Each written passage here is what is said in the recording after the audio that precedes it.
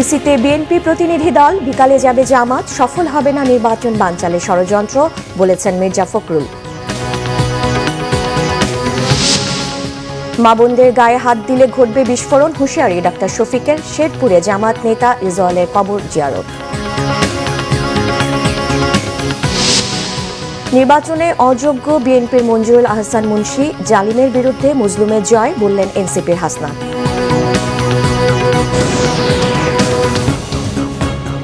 দেখছিলেন crown cement সংবাদ শিরোনাম। প্রধান নির্বাচন কমিশনার এএমএম নাসির উদ্দিনের সঙ্গে বৈঠক করেছেন বিএনপির 4 সদস্যের প্রতিনিধি দল। রবিবার রাজধানীর আগারগাঁও নির্বাচন ভবনে সিইসির সাথে বৈঠক করতে আসেন বিএনপির নির্বাচন পরিচালনা কমিটির প্রধান নজরুল ইসলাম খানের নেতৃত্বে 4 সদস্য প্রতিনিধি দল। দুপুর 12টার দিকে এই বৈঠক শুরু হয়। 2 ঘণ্টাব্যাপী বৈঠকে আগামী 12 ফেব্রুয়ারি অনুষ্ঠিতব্য নির্বাচনের সার্বিক বিষয় নিয়ে আলোচনা হয়। বৈঠকে আরও উপস্থিত ছিলেন দলটির নির্বাচন পরিচালনা কমিটির সদস্য সচিব ও সিনিয়র যুগ্ম মহাসচিব রুহুল কবির রিজভী, দলের চেয়ারম্যানের উপদেষ্টা ইসমাইল জবিউল্লাহ এবং নির্বাচন পরিচালনা কমিটির সদস্য মোহাম্মদ জাকারিয়া। এদিকে বিকেল 3টায় জামায়াতের প্রতিনিধি দলও কমিশনে আসার কথা রয়েছে।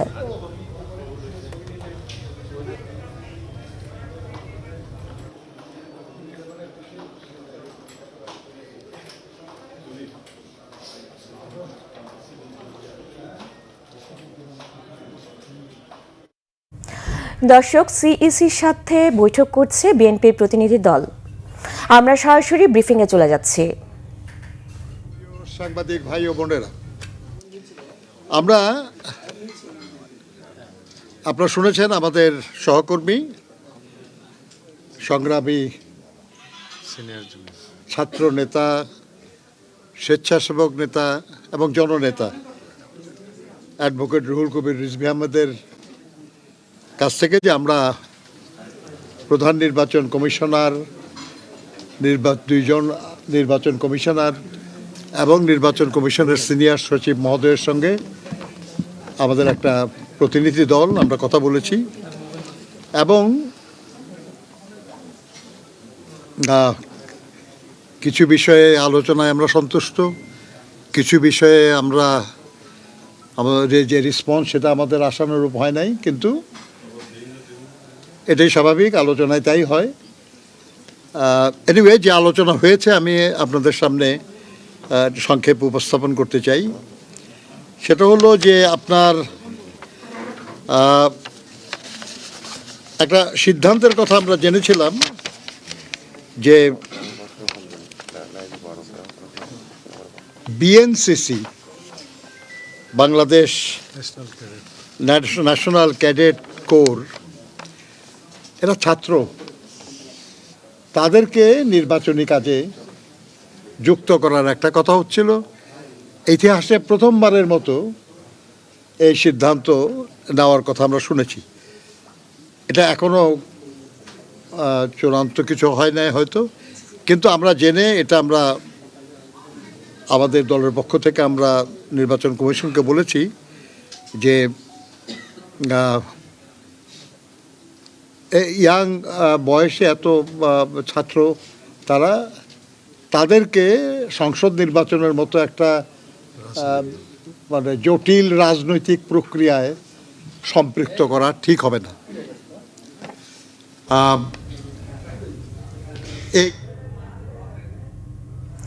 দর্শক, আপনারা এতক্ষণ দেখছিলেন বিএনপির বৈঠক শেষে ব্রিফিং করছিলেন বিএনপির স্থায়ী কমিটির সদস্য নজরুল ইসলাম খান। দীর্ঘ সময় পর ভোট দেওয়ার অপেক্ষায় দেশের জনগণ। ষড়যন্ত্র করে কেউ নির্বাচন বানচাল করতে পারবে না, বলেছেন বিএনপি মহাসচিব মির্জা ফখরুল ইসলাম আলমগীর। তিনি আরও বলেন, জামাত জনগণকে বিভ্রান্ত করে মিথ্যা তথ্য ছড়াচ্ছে। সকালে ঠাকুরগাঁও সদর উপজেলার মোহাম্মদপুর ইউনিয়নের 1 নং ওয়ার্ড কাজীপাড়ায় নির্বাচনী পথসভায় তিনি একথা বলেন। মির্জা ফখরুল বলেন, মা বোনেরা যারা এনজিওতে সুদের ঋণ নিয়েছেন, কিস্তি দিতে হচ্ছে। বিএনপি ক্ষমতায় আসলে সেই কিস্তির দায়িত্ব সরকার নেবে এবং নারীদের জন্য ফ্যামিলি কার্ডের ব্যবস্থা করা হবে। বলেন, বিগত 17 বছর দেশের মানুষ ফ্যাসিস্ট শাসনের নির্যাতন ও নিপীড়নের শিকার হয়েছে। সেই অন্ধকার সময় পেরিয়ে এখন জনগণের হাতে আবার দেশের ভবিষ্যৎ নির্ধারণের সুযোগ এসেছে। তাই ভুল করার সুযোগ নেই, সঠিক সিদ্ধান্ত নিতে হবে।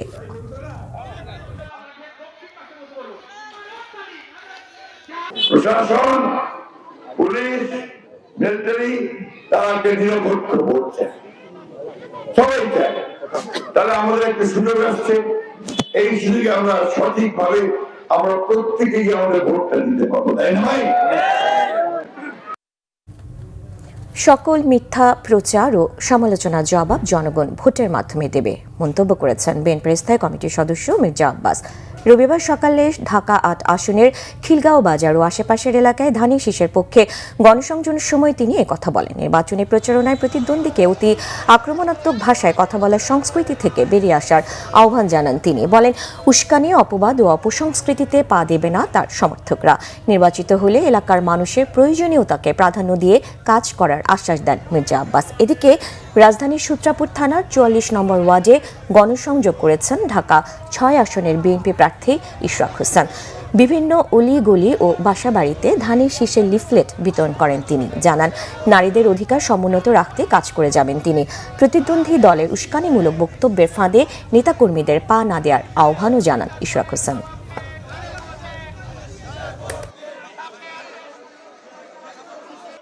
আগে আমরা নির্বাচন করেছি, কারণ বেশিরভাগ কথাবার্তা বলি নাই। এখনকার বাচ্চা ছেলেগুলো বেশিরভাগ কথাবার্তা বলছে, যেটা আসলে খুব ইরিটেটিং। ওরা চাচ্ছে ওদের কাছে আমরা এখন শিখি, কিন্তু আমরা শিখতে চাই না। অপসংস্কৃতিতে আমরা ঢুকতে চাই না। যে সমস্ত নির্বাচনের যে নর্মাল যে কাজগুলো আছে তার বাইরে তারা, আপনি খেয়াল করে দেখবেন যে কিছু কিছু প্রার্থী তাদের মুখে শুধু আমারই নাম, অন্য কোনো নাম নাই। তারা ভোটও চায় না, শুধু আমার বিরুদ্ধে কথা বলছে, অনর্গল। অন্তত 2টি জনসভা হবে। আশা রাখি আমাদের দলের চেয়ারম্যান ওনার একটা জনসভা আমরা চেষ্টা করছি এই অঞ্চলে করার জন্য, সেটাও যদি আমরা পাই তাহলে আলহামদুলিল্লাহ। রাজধানীতে চলছে বিএনপি প্রার্থীদের জনসংযোগ। পুরানো ঢাকায় বিএনপি জনসংযোগে সংবাদ সংগ্রহে আছেন আমাদের সিনিয়র রিপোর্টার নিয়াজ মাহদুম। আমরা সরাসরি কথা বলছি তার সাথে। নিয়াজ, রাজধানীতে প্রচার প্রচারণার পরিস্থিতি কেমন দেখছেন?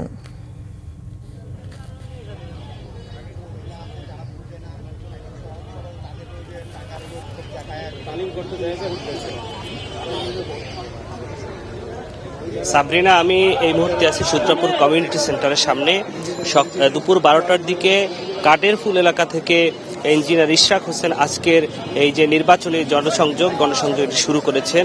এরপর থেকে বিভিন্ন অলিগলিতে শুরু করে এখন এই সূত্রাপুর এই এলাকায় এসে থেমেছেন এবং কিছুক্ষণ পরে এখান থেকে তিনি দুপুরের যে বিরতি, সেই বিরতিতে যাবেন। তার আগে এই এলাকায় তিনি গণসংযোগ করছেন, বিভিন্ন ভোটারদের কাছে তার যে লিফলেট সেটি বিতরণ করছেন এবং ধানের শীষের পক্ষে তিনি ভোট চাচ্ছেন। এই এলাকার মানুষের দুর্দশা, দুর্ভোগ সেগুলো নিয়ে কথা বলেছেন, বিভিন্ন মতবিনিময় সভা করেছেন।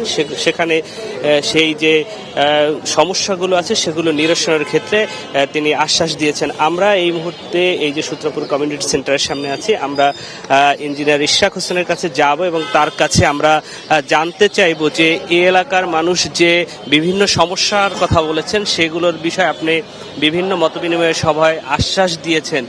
প্রথম কোন বিষয়টিকে আপনি গুরুত্ব দিবেন?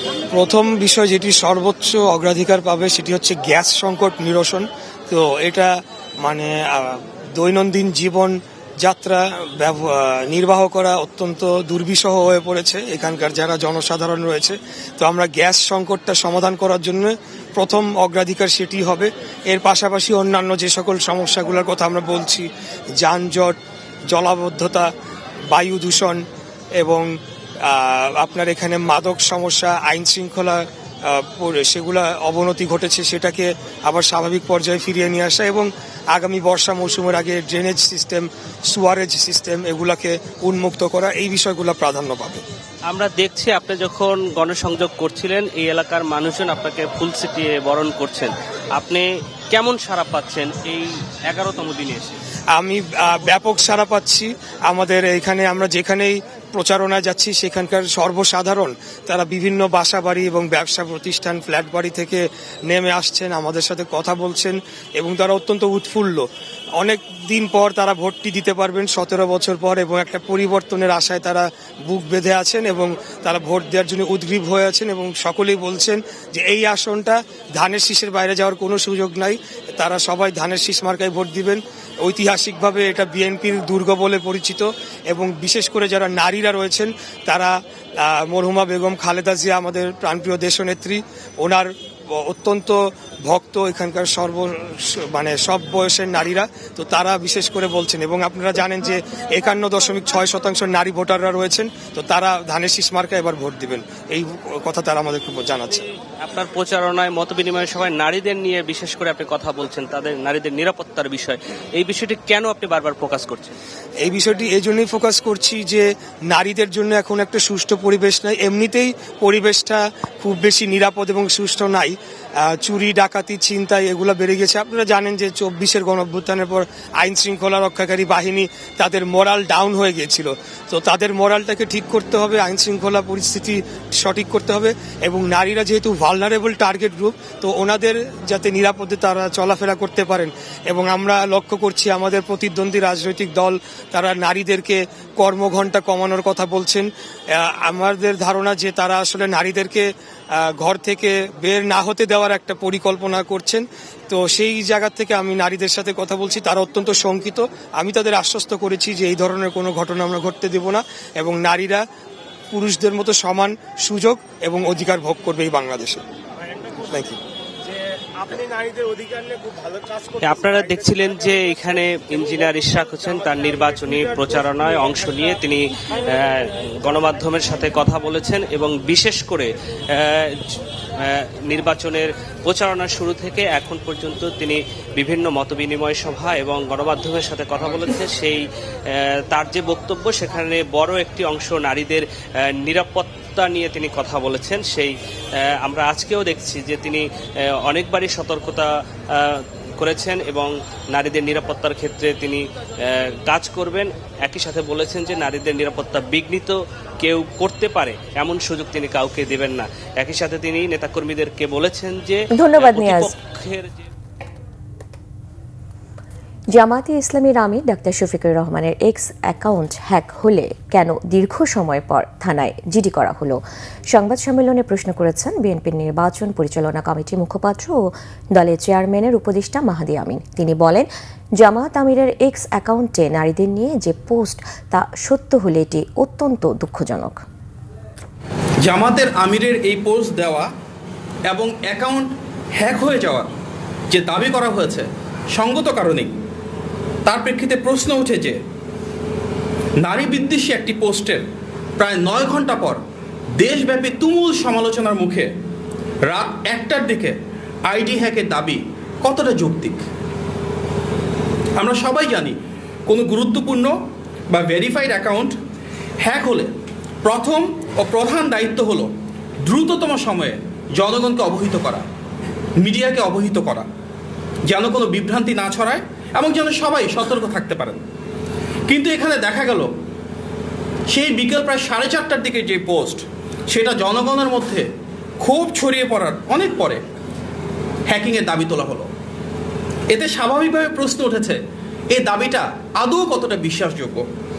এমনকি উক্ত সময়ের মধ্যে জামাত আমিরের ফেসবুক অ্যাকাউন্ট থেকে কিন্তু আমরা দেখেছি অনেকগুলো পোস্ট হয়েছে নির্বাচনী প্রচারণার, কিন্তু সেই এক্স অ্যাকাউন্ট যে হ্যাক হয়েছে এ নিয়ে একটি পোস্টও আমরা দেখিনি।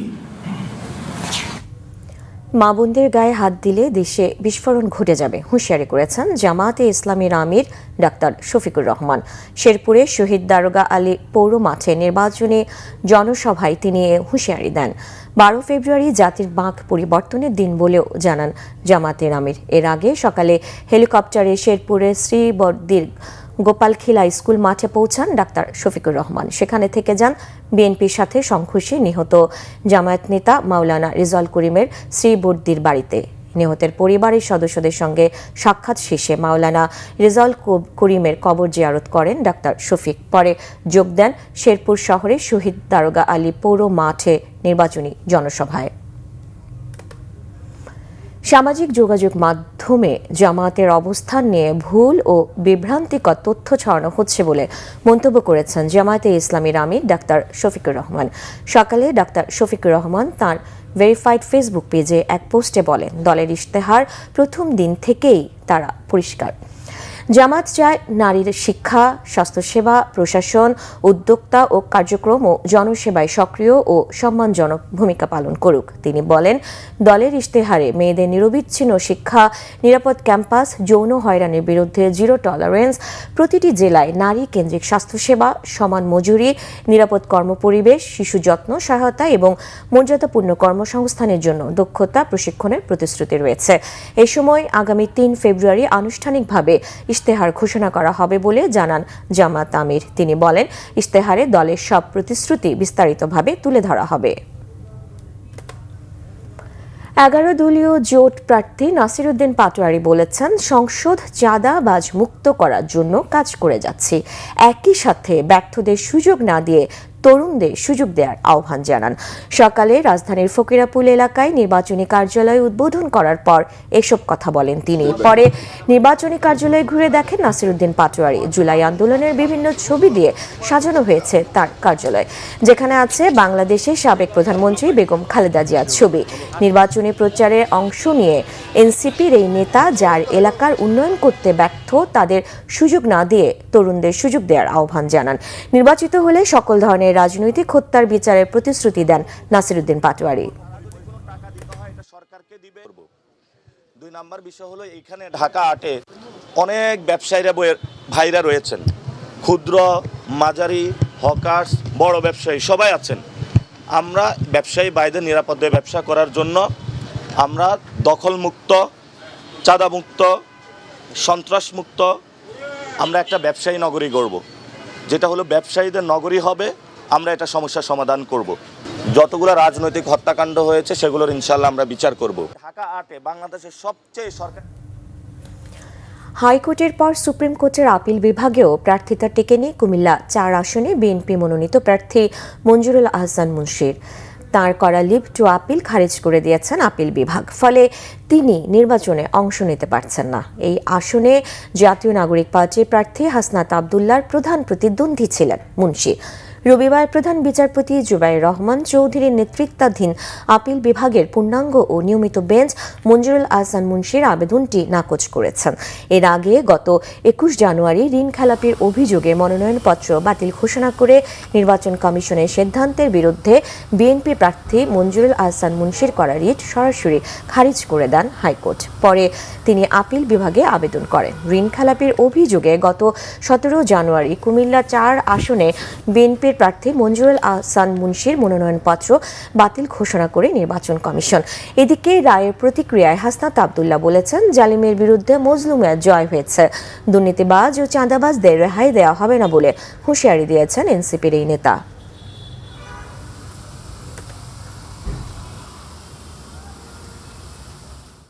শ্রমিক দলের ধর্মঘটে আজও অচল চট্টগ্রাম বন্দর। ব্যাহত হচ্ছে আমদানি রফতানি কার্যক্রম। এদিকে বন্দরের কার্যক্রম নির্বিঘ্ন ও স্বাভাবিক রাখতে বন্দর এলাকায় মিছিল, সভা সমাবেশ ও মানববন্ধন নিষিদ্ধ করেছে চট্টগ্রাম মেট্রোপলিটন পুলিশ। আজও বন্দরের নিউ মুরিং কন্টেইনার টার্মিনাল বিদেশি প্রতিষ্ঠানকে ইজারা দেওয়ার উদ্যোগের প্রতিবাদে দ্বিতীয় দিনের মতো 8 ঘন্টার কর্মবিরতি পালন করছে শ্রমিক ও কর্মচারীরা। সকাল 8টা থেকে এই কর্মসূচি শুরু হয়েছে। কর্মবিরতির কারণে বন্দরের বিভিন্ন টার্মিনালের জেটিতে জাহাজ থেকে কার্গো ও কন্টেইনার উঠানোর নামানোর কাজ পুরোপুরি বন্ধ। সংবাদ শেষ করব ক্রাউন 7 শিরোনামগুলো আরেকবার জানিয়ে। ইসিতে বিএনপি প্রতিনিধি দল, বিকালে যাবে জামাত, সফল হবে না নির্বাচন বানচালের ষড়যন্ত্র, বলেছেন মির্জা ফখরুল। মা বোনদের গায়ে হাত দিলে ঘটবে বিস্ফোরণ, হুঁশিয়ারি ডাক্তার শফিকের। শেরপুরে জামাত নেতা রেজাউলের কবর জিয়ারত। নির্বাচনে অযোগ্য বিএনপির মঞ্জুরুল আহসান মুন্সি, জালিমের বিরুদ্ধে মজলুমের জয়, বললেন এনসিপির হাসনাত।